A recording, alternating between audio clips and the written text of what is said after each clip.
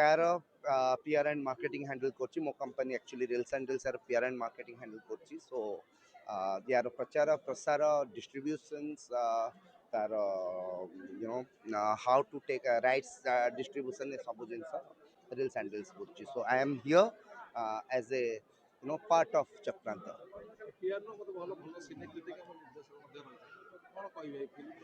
देखो फिल्मटा जमती कि निशा सेवन ठू केमी युवपीढ़ी को दूर को रखा जाई परिबो ताकू गोटे बार्ताटे बहन करछि पिनू नायक तार डायरेक्शन देइचंती स्टोरी लिखचंती दिशा पाढ़ी प्रयोजक सौरभ पाढ़ी नुआ प्रयोजक तांकर प्रथम फिल्म लखेश्वर बैनर रे मते लागुची जे फिल्म टी लोक को पसंद एथि आसीबो बिकॉज गोटे भल बार्ताटे जाइछि एंड यंग जनरेशन एक्टर्स माने लाइक भूमिका अच्छी लाइक मंटू तो अच्छी ही experience director experience actor like Choudhury Jayaprakash Das Harihar भाई प्रद्युम्न लेंका अश्रुमोचन सर से माने अच्छी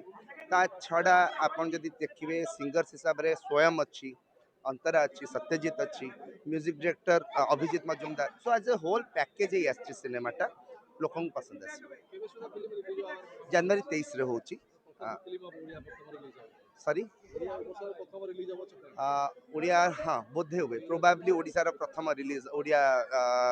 नववर्षर प्रथम रिलीज हम चक्रांत पिनू नायक मु चक्रांत सिनेमार निर्देशक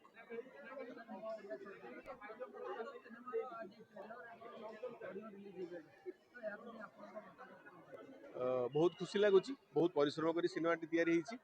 परीक्षा दे सारी रिजल्ट बाहर जेहतु खुशी लगुच ऑडियो रिलीज कथा को नहीं जी खुशी दुख भी लगुच अभिजीत दादा आम पाखे नहांती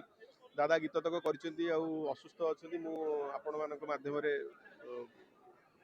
समस्त को अनुरोध करी ठाकुर प्रे करूँ दादा जल्दी सुस्थ हो जातु सब तक चारोटी गीत अच्छी फिल्म चार्टा जाक गीत अभिजीत दादा कर डॉक्टर इलमन लाग लिखिं चार्टा जाक फिल्म विभिन्न सिक्वेन्स को लेकिन आज सब सिंगर मैंने आसवे सत्यजित स्वयं अंतरा गोटे ट्रेडिशनल गीत भी अच्छी दोल गीतटे अच्छी जोटा कि मोर माने भारी फेवरेट गीत आम ओडिया कल्चर को भूली जाऊे लोक जो जो जिन गुड़ा कहते कंप्लेन करते आम से सब जिन को रखीचु हाँ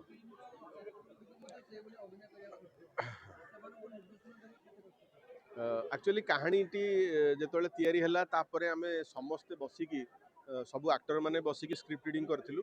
आमर मेन मुद्दाटा हूँ जे जो झील मैंने बाहर आसिक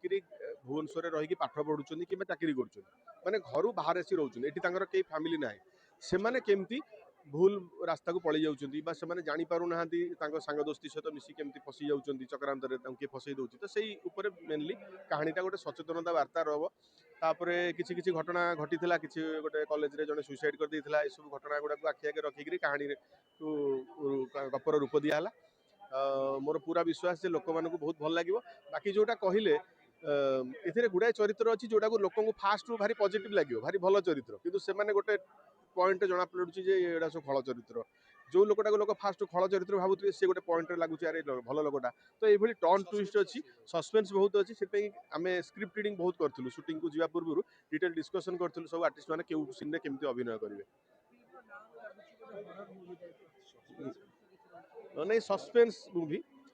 चक्रांत किए क्या विरुद्ध चक्रांत होती होटा सब बापा माँ मैंने पिला कहे तू जा बाहर पढ़ुचु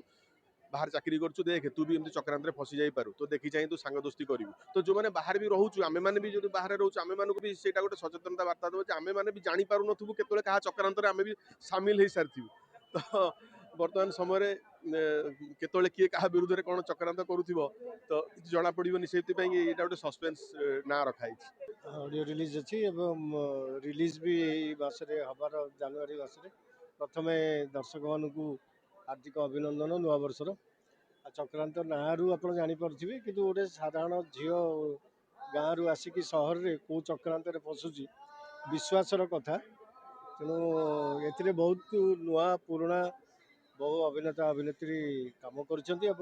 मत लगुच निहाती सिनेमा धरव कारण समस्त लाइफ रे कोटी ना कोटी किए केतबे देखी पढ़ी गोटे एक्सपीरियंस अच्छी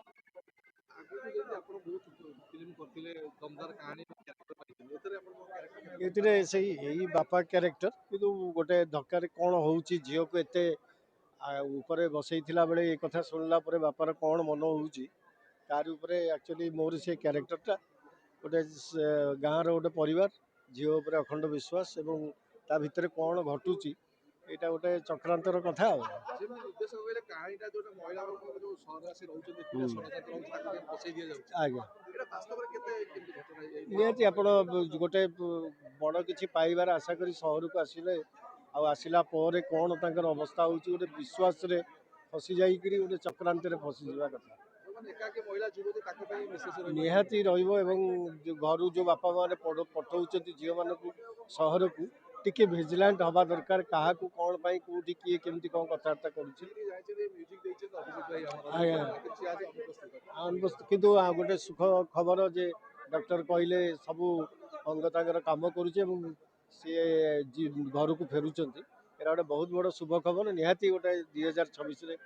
ବହୁତ ବଡ଼ ଧମାକା ବି ସେ କରିବେ ସଙ୍ଗୀତ ନିର୍ଦ୍ଦେଶନା ଦେଇକି ନାଇଁ ଚକ୍ରାନ୍ତ କରିକିରି ଏଇଟାକୁ 2-4 ଥର ଲୋକ ଦେଖିବେ ତେଣୁ